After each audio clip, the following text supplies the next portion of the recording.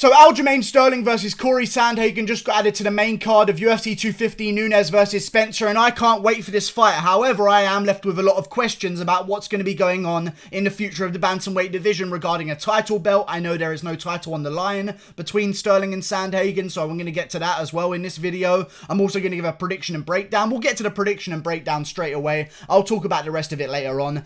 I think that Cory Sandhagen's going to beat Aljamain Sterling. In fact, I think that Aljamain Sterling has a better chance of beating Petr Yan than he does against Cory Sandhagen. I think that Aljamain Sterling has a better chance of beating Marlon Moraes than he does against Cory Sandhagen. I could not think of a worse matchup for Aljamain Sterling than Cory Sandhagen. You're talking about a guy in Aljamain Sterling. He can come forward, but he does a lot of his work going backwards. He likes to counter. He's a very rangy guy. What are you doing? You're outranging him with a guy that's as long as Cory Sandhagen. Although the reach advantage might be on Aljamain's side, the front kicks, the leg kicks, the teeps of Cory Sandhagen are going to increase that range quite a lot because he does use a lot of kicks in the cage. He has great footwork as well, so he's going to be quite hard to pin down. He's got great scrambles, so he's good against wrestlers, including a guy who beat Aljamain Sterling in a fight in Rafael Assunção. Cory Sandhagen just schooled Rafael Assunção over 3 rounds, so I'm really looking forward to this fight. It's very high level. I think that Cory Sandhagen's going to win it by decision. It's a 3-round contest, which gives Cory Sandhagen the edge because a lot of the movement that Cory Sandhagen does and puts in does cost a lot of energy, which means that over 5 rounds, I actually wouldn't mind Aljamain Sterling's chances a bit more. But under 3 rounds, when Aljamain Sterling is a guy that likes guys coming straight towards him that he can just tee up on and tee off on completely and destroy them, like he did to Pedro Munoz, who just walked forward the entire time, that's when Aljamain Sterling is best, when he is under pressure. Cory Sandhagen is not going to be there. Okay? He's going to be dancing around, he's going to be tapping him with leg kicks, throwing front kicks, moving out the way, scrambling out of takedowns, throwing a jab out there with his slick combinations. He never puts everything behind his punches. Aljamain Sterling is a guy in the division that despite putting everything behind his punches, he puts a lot of power behind those shots. Cannot seem to KO anyone in the division whatsoever. However, the wrestling is going to be interesting. Has Aljamain Sterling improved since his Rafael Assunção fight? Yes, he has. Aljamain Sterling improves every single fight. However, has he improved enough to beat Cory Sandhagen? Because we know that Cory Sandhagen is way better than Assunção. And I'm not just going to completely base this fight on the Assunção, and that's just one of the factors that I'm going to bring up here. A lot of people don't like MMA math, but MMA math does work in certain scenarios. You can't base an entire fight on MMA math, but you can base an aspect of a fight on MMA math in terms of where we know what level these opponents are at. Cory Sandhagen, I feel like, is going to beat Aljamain Sterling. He's got great leg kicks. Aljamain Sterling is a guy who has a very wide base at bantamweight. Well, at least he did against Pedro Munoz and Jimmy Rivera. He stands very wide. He stands very heavy on his lead leg. He likes to box with guys and throw front kicks off his rear leg.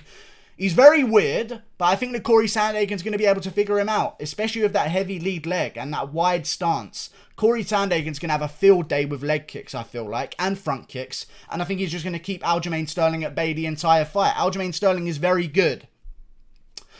He is very good. I just don't think he's going to beat Cory Sandhagen, especially because Aljamain Sterling is taking this fight on short notice. They were supposed to fight each other back in May, Aljamain Sterling and Cory Sandhagen, but that never ended up happening.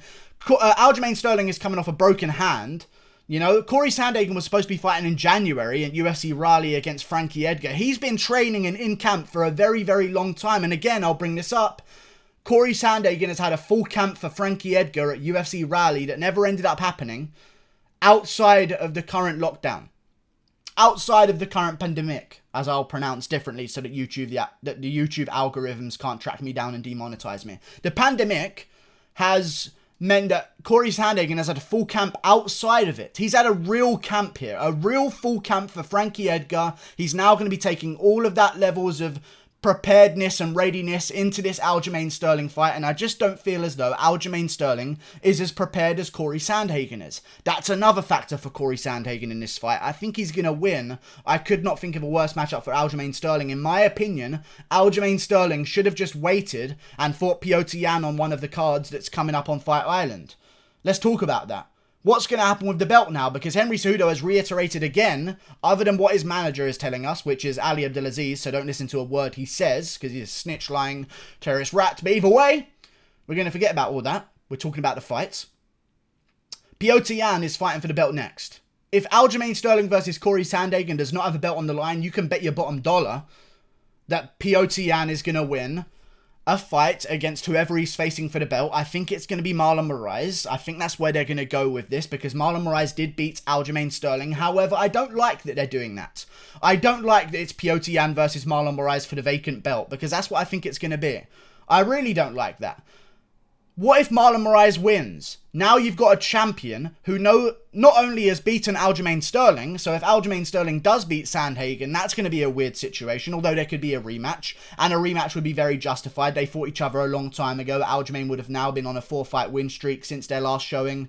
I like that. That could be built, but either way, if Marlon Moraes beats Petr Yan for the belt, which I'm assuming they're going to do next on Fight Island, then we're kind of fucked. Because Marlon Moraes lost to Henry Cejudo. We have to have Petr Yan win. And the only other option for guys fighting for the title right now would be Marlon Moraes. However, here's where it does work in the whole situation. If Petr Yan does beat Marlon Moraes and does it in a similar fashion that Henry Cejudo did, which he probably will, to be fair to you. I mean, if I had to pick a game plan for Petr Yan, it's going to be to walk down Marlon Moraes until he gives in, put the pressure on him, and eventually beat him up into submission due to strikes. I think that's exactly how Henry Cejudo beat Marlon Moraes.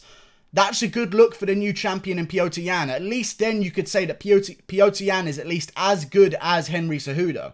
However, if Marlon Moraes wins, we're kind of fucked because we have a champion who lost to the last guy who's now vacated the belt, and Moraes will never be seen as champion. Plus, Marlon Moraes is coming off a weird decision against Aldo that I thought he maybe could have won, but a lot of people think that he didn't win. I was leaning towards Aldo when I first watched the fight, but then when I rewatched it, I sort of thought, you know what, this could go either way. I don't think it was a robbery, but either way, Marlon Moraes versus Petr Yan seems to be next. Aljamain Sterling versus Cory Sandhagen. Whoever wins this fight deserves a title shot, first of all. It's not going to be for the belt at UFC 250, which means that either Nunes versus Spencer will be our main event, or, as I predicted before, Usman versus Masvidal is going to be our main event on short notice, and they've been training this entire time that they have been quiet for 4 weeks. I haven't heard a peep out of Usman or Masvidal about each other in about 4 or 5 weeks, so I'm assuming that maybe that announcement is coming soon. I'm actually going to refresh the announcements page, just in case it's been announced since I started this fucking video. No, thank God. That would have been a great time to announce the fight, but they've ruined my video for me. That's okay. I think that Cory Sandhagen's going to beat Aljamain Sterling. I really do. I really do. I think he's going to get the job done. I think that Cory Sandhagen is not a good matchup for Aljamain. I just think he's terrible. There's a lot of guys that could beat Cory Sandhagen, such as Marlon Moraes with his leg kicks. I think that could be a huge factor against Cory Sandhagen. Marlon Moraes has wicked leg kicks. He starts really fast. Cory Sandhagen starts a little bit slow. Marlon Moraes has KO power. Aljamain doesn't really have KO power. Marlon Moraes would be a much better fit for Cory Sandhagen. I think that Marlon Moraes would have a much better chance of beating Cory Sandhagen. Cory Sandhagen would have a better chance of beating Aljamain. Aljamain would have a better chance of beating Petr Yan. There's this weird rock, paper, scissors situation going on at the top of the bantamweight division. And if I was Aljamain, I would not have picked a fight against Cory Sandhagen. But he's done it. On short notice, when Sandhagen's had a full camp, I think it's going to backfire. I think Sandhagen's going to get him out of there. I don't think he's going to finish him. I think he's just going to destroy him for 3 rounds, pick him apart, and get the job done. And then be next for the title shot, I guess. Unless he wants someone else in the meantime, which in my opinion would be very smart. I think Cory Sandhagen's going to be winning fights for a very long time. I don't see anyone in the division other than Petr Yan and Marlon Moraes that could really beat him. So, if Cory Sandhagen does win against Aljamain Sterling and Yan does win against Marlon Moraes, which would be the ideal situation, then we could have Yan versus Sandhagen, which would be amazing. Maybe Sandhagen could take a fight in the meantime against a Frankie Edgar, which is a fight that he wanted. Now it's a lot more lucrative for Frankie Edgar to take that fight as well, by the way, because Frankie Edgar was willing to take the fight against Sandhagen when Sandhagen beat a Sun Sao.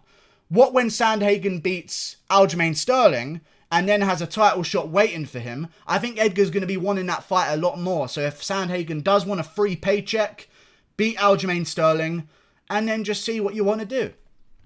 No rush to get a title shot, Sandhagen. If Aljamain does get the win, Aljamain should fight for the title. He's been working a lot harder at it recently. Cory Sandhagen hasn't had the setbacks that Aljamain has had. Plus, Cory Sandhagen, I think, would absolutely murk Frankie Edgar if Edgar came down to 135, especially if that chin is not holding up at 45. I don't see how it's going to work at 35 either.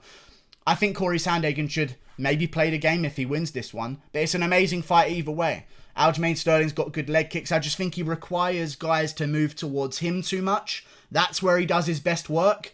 And if that's where he does his best work, He's not going to be able to do his best work against Cory Sandhagen, who's a guy who moves backwards himself. Aljamain's going to have to come forwards if he wants to make it a scrap, which Aljamain loves to do in his fights. He loves to entertain. I just don't think that it's a great matchup, man. I could not pick a worse matchup for Aljamain Sterling. I really couldn't. So I think Cory Sandhagen's going to get the job done. I'm looking forward to the fights. And the winner of this one gets a title shot. The loser of this one is going to be in a weird situation. But again, there's a lot of guys at Bantamweight right now that need jumps up the rankings. And there's a lot of names coming back to the Bantamweight division recently that also need jumps up the rankings. Whoever loses this bout is actually in a really good position because they're still young. They could still improve their contracts before fighting for the championship belts. So whoever does lose, could fight Frankie Edgar, could fight Jose Aldo, who's coming off a loss as well. So is Frankie Edgar. Could fight Dominic Cruz, who's coming off a loss. Could welcome back TJ Dillashaw into the rankings because they'll still be top 5. Whoever loses this one, don't be upset. They're still in a really good position. But whoever wins this one, in my opinion, should be next for the title shot. But it does leave out Petr Yan versus Marlon Moraes, which I believe will be for the vacant belt. I would not have done things that way. I would have waited to do Yan versus Sterling. However, they've done it now. I just think that Sandhagen's going to school Sterling. I really do. I like Aljamain Sterling. I think he's a great fighter. I think out of anyone in the top 5, he'd probably have the best chance of beating Petr Yan. But he hasn't picked Petr Yan. It's a weird matchup. Sandhagen's got great scrambling, great wrestling. He's a really tall guy for the division as well. And as we know from experience in MMA, tall guys are really hard to take down even without the wrestling credentials, they're hard to take down. Let alone Cory Sandhagen, who's a great wrestler himself and has showed that throughout his career. Israel Adesanya is hard to take down because he's taller than everyone. You know? It's hard to get submissions on him. It's hard to keep him down because by the time you've got the legs down, his top half of his body is already up and he's posturing up and it's just a weird situation. I don't know why they would take this fight, but if Aljamain does win, it fucking paid off. You stayed active. You did the UFC a favor by taking a fight during this current situation. So yeah, good job. I just think Sandhagen's got him. 3 rounds, unanimous decision, 30-27, 30-27, 30-27. Like and subscribe. Thank you for watching. Click that button there. Goodbye.